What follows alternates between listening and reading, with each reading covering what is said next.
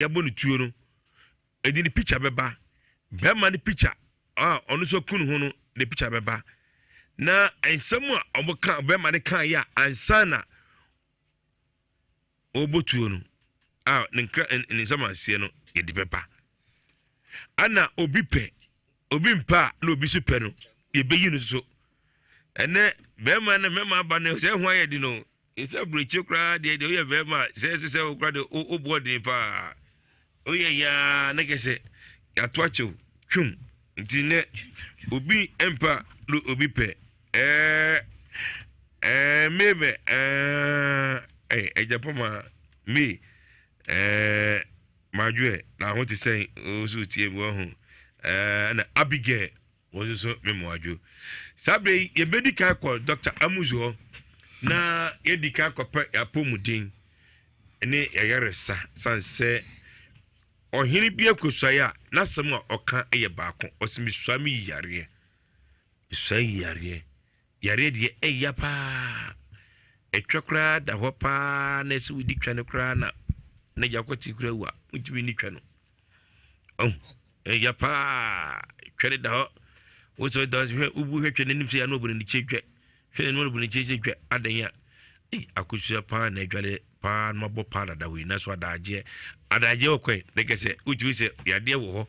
ani iti Dr. Amuju so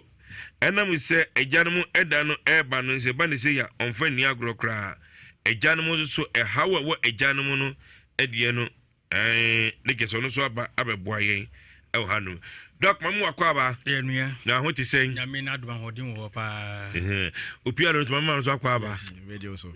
medio so na Agya Manso ene na wotwe ochira na wotwe ejanum da Dr. Amuzu the man is says ada no me di ejanum da no in a grand style in a difference altogether yare bi ha mema sabi eba yehu before say be hu no na agi ensem ye friend no prostate enlargement and I say prostate cancer and I say prostatitis my fatum who say afi Father's Day no me screen ni wiase meme nyina free me wia media item 13 beka ho didi free item 13 ni che ofu awie no obemu aduane adi obemu drink any issue cause aduane de oye de any issue ne nam enti se o de o de dikaje number we fa number we say efato na udru anum na se bia obekokra na uru afia fresa number yi eye 0247 776743 0247 776743 we do see we de enyam ya duma eche na wotwe no eye ejanum da no we de wodi ya che emmema no free obe free ma yade no a bebia se yade ebi wo ho eba etisa die kra na die sie bia no obeka kire ama se wo de nyam meduru kra na chafe na eye no kra na wohu se na bisi abo ho ban a enkofa kase bia mdo ana ye kase so a kwa bitima fa so a ode beboa wo no we de nyam na aboa ese ejanum da no se ese pija ho ti se Dr. Amuzu udo do bobo no we de fe na atadwe ati dende doc etiu Agya Manso de enti amani abreju medie ni se obiti hwa na aginsemu na yakwa no operation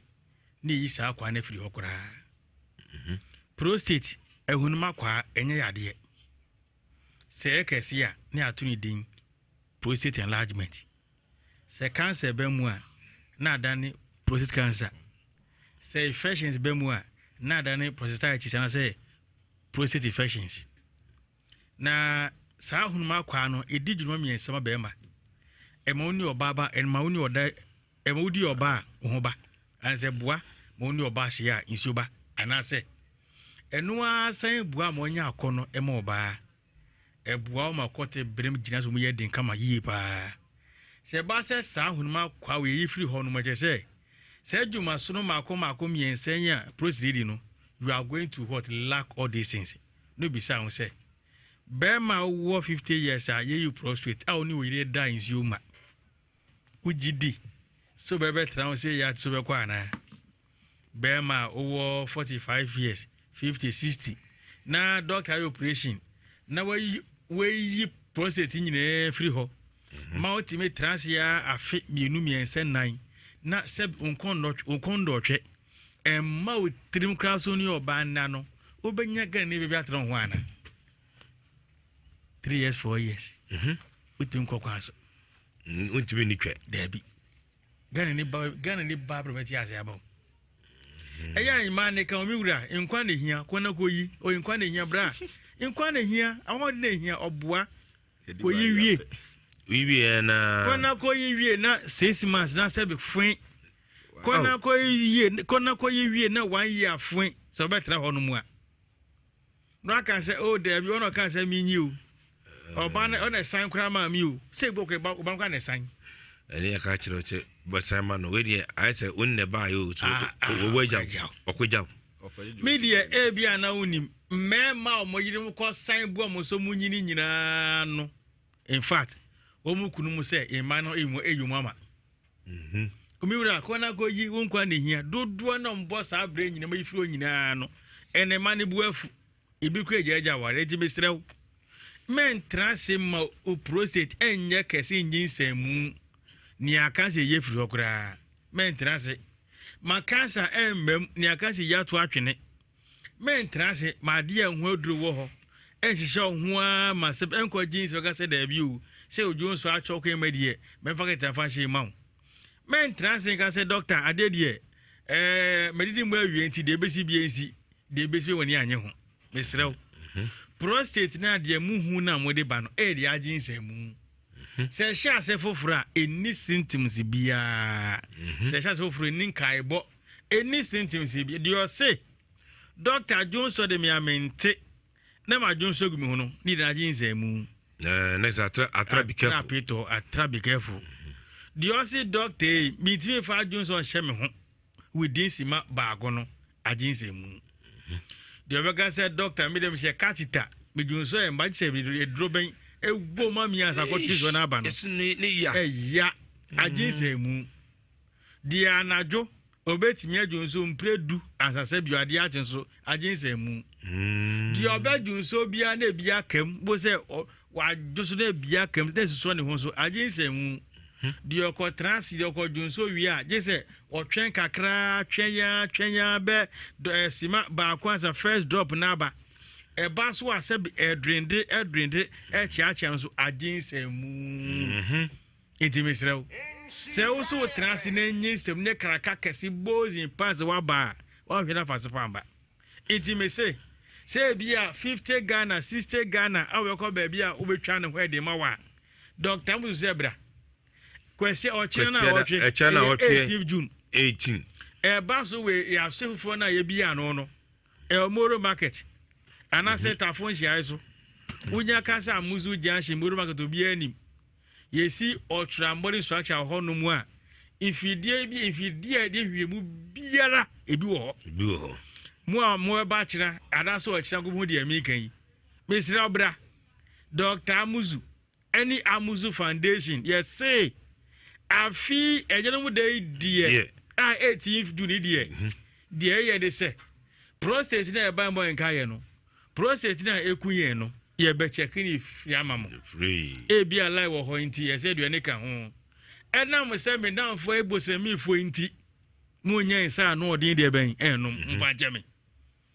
eja kanu muti ya se gbo what enam se me danfo ebosemi fo nti kamo nti no unya ensa anu odin kama muti no bi obuga doctor na woman bi num wo se wa nu so so pesu adom bi awu ensa na e wo no si chechirem na che no bi aka se bia doctor so me bi adom na ensa na ensa na muti ase ensa na ye num no ye mu ahodo o ti ase enam se nkremofo ndie ndie mi na ofo ne musemi edo mu so do so nti bia coke ye de dokodo ana fanta anabi omobanum ana sprite ana malt anabi abanum enye wadwe se okope bi ti se memedie ni bi kase ni bi crop bia de se no an crop o ko pami de ni bia ka wo se obedi dokoro pa wa jeje o be kan se dot wa da o kan se bi ebi wa edi wo de oba oso ba obefiri kwa mama aduane adi ne mum aduane be di aduane na ebetwi wudi edi so be ka ho de ni asama do o ma drink bi no asa ano na wo ko aju so ko pe die ni bi dia die nya de be nye bi ho na se sa da no nko ade mi no phone be banti mi se bro ho nye yi ti on the mama ho aye doko monti asesa ti o le ti ase na me mama nka se jama so da da mo se bi bebu ho na asesa ndi o kwa wo nya bi me di ka bi nya asofo so ana buda wo de hwe ana buda wo de mo so nwin se o munya bi nu mu nti sa de mo ye fa kwa so aba misrew fa me confusion se do ka se bi ni ho dia me ye fa sa misrew se o ye fa bi brete se na ye hu results ni ye misrew fo ni kan se ya fa bra na di obi a je wo kama na watch one akwa bi okoto aba why fine se why on fa hon bay okoto aba fa hon bay se de pade chobo se fe adu kwa no ntwe mo entu yanze wa chomo za no mesrew baby yo ba no e tafo nhia so amuzu janse be mu market ba se wo krofo na wo sane kakra bi a wodi wani e kire mu market do ubekum ho no mu a na mehye kwan ho pe ana se ofri mampo na eba na ofa bola ho ka obe se mu market ni wo sane kakra so be fra ko krofo mu no me wo se be onifa so ho no mu a onya but ade ba ko hia aye number no correct say nipa nyira ne ampa oye ya no afa number no afre ba cho Agya Manso e ho pa de se de ho tie no menya sure pa se obi lu kuma se obayira sabo kraka pa bozin pa ke se pa yie ana de si onya ka so pe doctor amuzba sa tren wa ache onya ka so pa amuzu janhia obi a be kirew yesi ya wade bi o wode ben e bedwam o bana se wo yira so afere bi anim